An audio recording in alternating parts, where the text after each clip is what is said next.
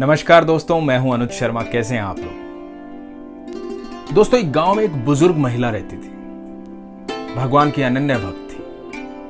इतना अत्यधिक प्रेम करती थी कि खाना खाती तो पहले खाना भगवान पे चढ़ाती, फल खाती फल चढ़ाती, फूल लेके आती तो फूल चढ़ाती, जल चढ़ाती। घर में जो कुछ भी होता, जो कुछ भी आता, वो पहले भगवान को समर्पित करती।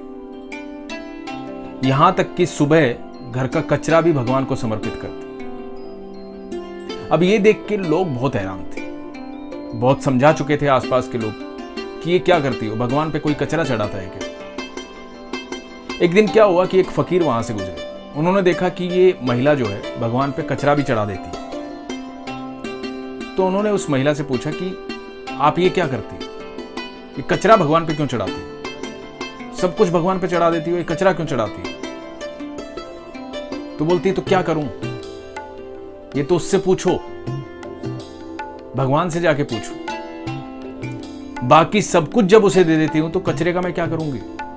मैं तो वो भी चढ़ा देती हूं, सब कुछ उसी पे चढ़ा देती हूं।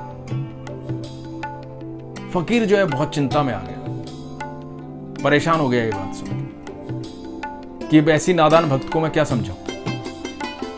फकीर बोला कि इसको तो कोई समझा भी नहीं सकता, अब कौन झगड़ा करे इससे। फकीर बोला कि ठीक है माई, जो तुझे करना है कर, लेकिन सही बात तो यह है कि भगवान पर अच्छी चीजें चढ़ाई जाती हैं, शुद्ध चीजें चढ़ाई जाती हैं, बाकी तेरी मर्जी। अब फकीर ये कहकर चला गया।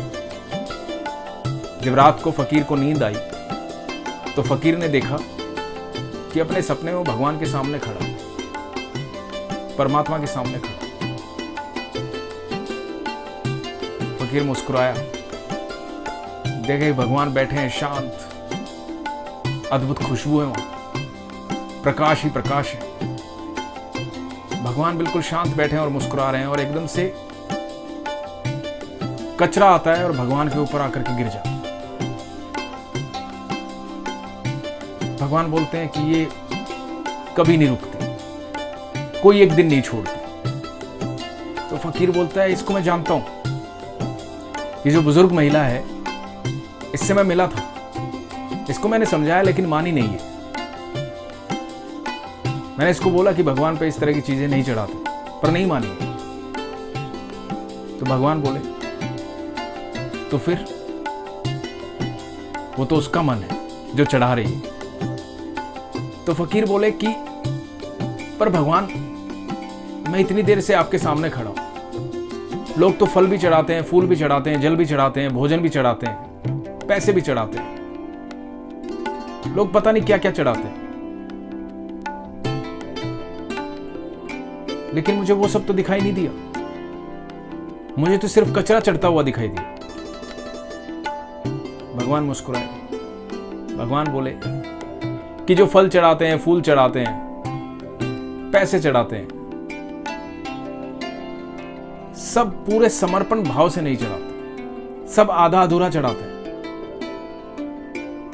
समर्पित करते हैं, उसके साथ इच्छा रखते हैं।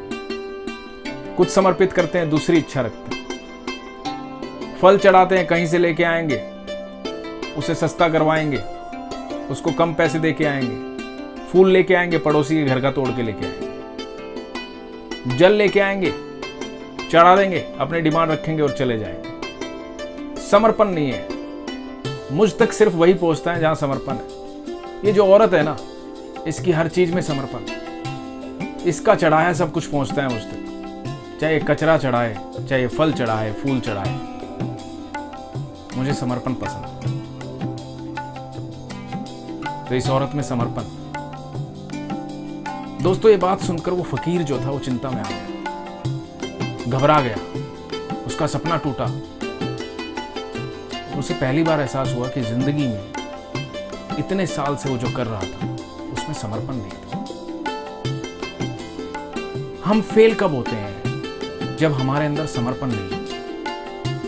हम आधे अधूरे प्रयास करते हैं। जो भी काम करो, चाहे कुछ भी करो, चाहे वो ईश्वर की प्रार्थना है, चाहे आपका कर्म है, चाहे कुछ भी, पूरे समर्पण के साथ करो। जब करो तो सब लौटा दो उस पर, जब करो तो सब कुछ निछावर कर दो उस पर। इतने समर्पित हो जाओ इतने समर्पित हो जाओ अपने कर्म के कि फल की चिंता भी ना रहे। जब इतना समर्पण आ जाएगा कि फल के बारे में सोचेंगे भी नहीं, परिणाम के बारे में सोचेंगे भी नहीं, तो निश्चित तौर पर परिणाम जो है वो कमाल करने वाले होंगे। क्योंकि कर्म की जो सफलता होती है ना, वो बिल्कुल परमात्मा की मुस्कुराहट जैसी होती है। जब समर्पण दे देंगे तो मुस्कुराएगा, और जब वो मुस्कुराएगा तो जो भी कर्म है वो ऐसा फलीभूत होगा, ऐसा फल मिलेगा जिसकी हमने कल्पना भी नहीं की थी। तो जिंदगी में जो कुछ भी करो समर्पण के साथ करो। शुक्रिया दोस्तों। हरे कृष्ण।